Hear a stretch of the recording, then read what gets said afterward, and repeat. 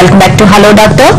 Call తీసుకున్నామండి. రాజు గారు line లో ఫోన్ నెంబర్ సిద్ధంగా ఉన్నారు. రాజు గారు నమస్తే అండి, హైదరాబాద్ నుంచి కాల్ చేస్తున్నారు. హలో హలో డాక్టర్ గారు, నమస్కారం సార్. నమస్తే అండి, చెప్పండి సార్.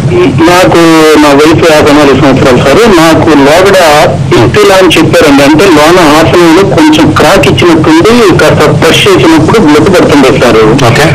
అది మామూలుగా ఉన్నప్పుడు ఏమి సమస్య వచ్చేది కాదు. నాకు కాస్త గ్యాస్ ట్రబుల్ కూడా ఉండింది.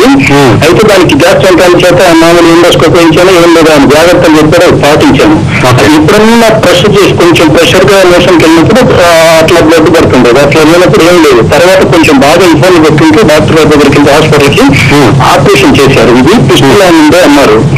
అది ఆపరేషన్ చేసి దాదాపు 2 ఏళ్ళు అయిందండి. అంటే మళ్ళీ అప్పుడప్పుడు అక్కడ కొంచెం చురుగ్గా ఉన్నట్టు, కొంచెం అంటే కొంచెం ఇబ్బంది కలిగిస్తున్నట్టు అనిపిస్తుంది. చురుగ్గా ఉన్నట్టు అనిపిస్తుంది సార్. ఆయన కొంచెం జాగ్రత్తలు చెప్పారు. వేడి నీళ్ళలో గట్టాలేసి కొంచెం కూర్చోండి, కొంచెం ఆ సమస్య ఉండదని అన్నారు.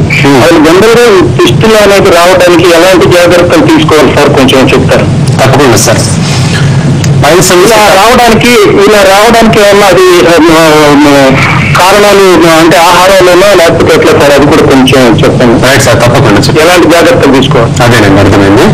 సో పైల్స్ కాకుండా ఎక్కువగా వేధించేటువంటి సమస్యల్లో ఫిస్టులాను చూసుకోవచ్చు. ఫిస్టులా కండిషన్ ఏంటంటే మోషన్కి వెళ్లే మార్గం కాకుండా ఇంకో చోట కూడా లైక్ జిలాటినస్ డిశ్చార్జ్, ఒక జిగురు వంటి ద్రవం డిశ్చార్జ్ అవ్వడం కానీ, నొప్పి, కొన్ని సందర్భాల్లో బ్లడ్ పడడం లాంటి లక్షణాలు చూస్తూ ఉంటాం. అంటే ఈ ఆరిఫైస్ ఓపెనింగ్ అనేది ఆ మార్గం గుండా కాకుండా ఇంకో మార్గం కూడా బయటికి రావడం అనేది జరుగుతూ ఉంటుంది.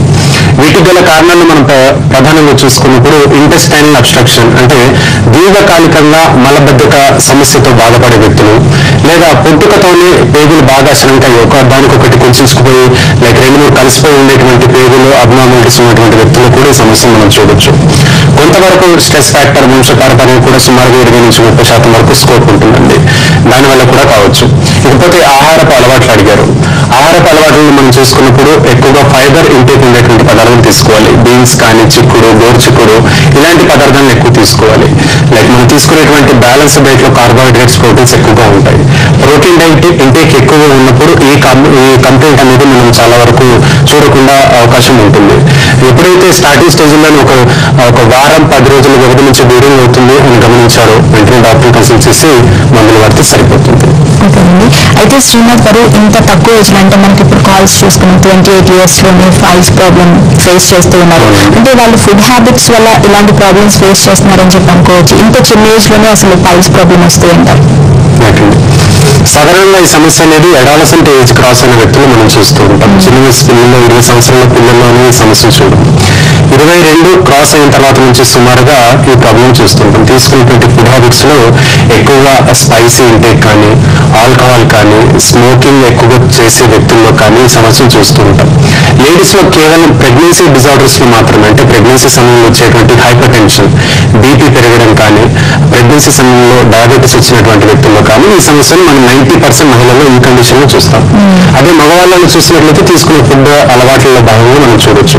కొన్ని సందర్భాల్లో ఈ హార్మోనల్ ఇంబ్యాలెన్స్ వల్ల, ఒబేసిటీ వల్ల కూడా సుమారుగా 80-90 కిలోల కంటే ఎక్కువగా పెరిగినటువంటి వ్యక్తులకు ఈ మలబద్ధకం సమస్య ఉంటుంది. తద్వారా కూడా ఈ సమస్య వచ్చు. సో ఇవన్నీ రూట్ కాజెస్, మెయింటైనింగ్ కాజ్ గా చూస్తుంటాం. వాటికి దూరంగా ఉంటే ఈ సమస్య రాకుండా మనం అరికట్టవచ్చు.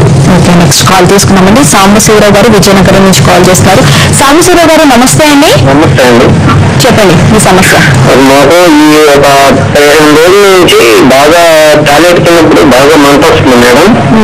రావు గారు, మీ వయసు ఎంత అండి? మా వయసు 43 అండి. 43. ఓకే, చెప్పండి. ఒక 15 రోజులు నుంచి సార్ ఇది బాత్రూమ్ వెళ్ళినప్పుడు. హలో, చెప్పండి, వింటున్నాను. బాత్రూమ్ వెళ్ళినప్పుడు బాగా మంట ఏం వస్తున్నాయి. ఓకే, అయితే డాక్టర్ దగ్గరికి వెళ్తే ఆయన ఏమన్నారంటే ఫైల్స్ అండి టాబ్లెట్స్ ఇచ్చారు అండి. ఆ టాబ్లెట్ వాడుతున్నామండి. అంటే రోజు 3 వేసుకున్నారు. ఉదయం ఒకటి, సాయంత్రం ఒకటి, నైట్ ఒకటి. ఓకే, అది వాడినా కూడా కవరకు నాకు తగ్గినట్టు అనిపించలేదండి. ముందుగా మోషన్ ఫ్రీ అవుతుందా లేదా? అంటే మోసం ఫ్రీ అయినా సరే మంటగా వస్తుందండి.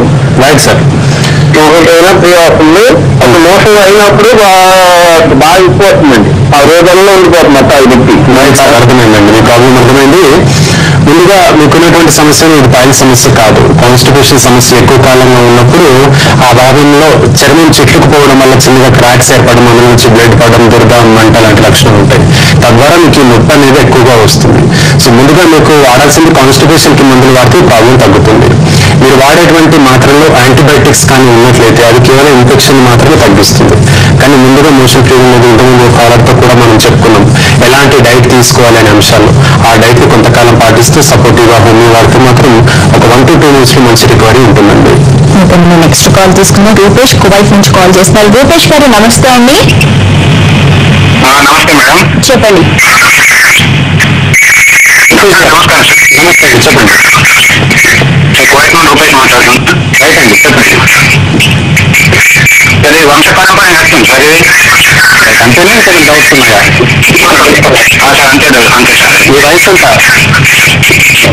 32 సార్. 32. రైట్ అండి. వంశపారంపర్యంగా పైల్స్, ఫిషులా, డయాబెటీస్, అలాగే హైపర్ టెన్షన్, సోరియాసిస్ ఇలాంటి వ్యాధులు వంశపారంపర్యంగా వచ్చే అవకాశం ఎక్కువగా ఉంటుంది. ఇవన్నీ ఏంటంటే ఆటో ఇమ్యూన్ డిజార్డర్స్ అంటాం. అంటే వ్యక్తికి శరీరంలో ఉండాల్సినటువంటి రోగ నిరోధక శక్తి బాగా తగ్గినప్పుడు వచ్చేటువంటి స్వయం నిరోధక వ్యాధులను పేర్కొనవచ్చు. సో ఈ వ్యాధులు వస్తాయి, కానీ ఖచ్చితంగా ఎంతవరకు స్కోప్ ఉందని మనం తీసుకునే ఆహారపు అలవాట్లు, స్ట్రెస్ ఫ్యాక్టర్, వీటన్నిటిపైన డిపెండ్ అయి ఉంటుంది. మీ విషయంలో చూసినట్లయితే 32 సంవత్సరాలు ఉంటున్నారు. ఒకవేళ మీ ఫ్యామిలీ టెండెన్సీలో ఉన్నట్లయితే కూడా మీరు తీసుకునే స్ట్రెస్, నైట్ డ్యూటీస్ ఎక్కువ చేయడము, బీపీ ఇలాంటివి రాకుండా ఉన్నంత వరకు మీకు ఈ సమస్య వచ్చే అవకాశం అయితే లేదండి. ఓకేనండి. మరిన్ని కాల్స్ మరో చిన్న బ్రేక్ తర్వాత తీసుకున్నామండి. హలో డాక్టర్, ఇప్పుడు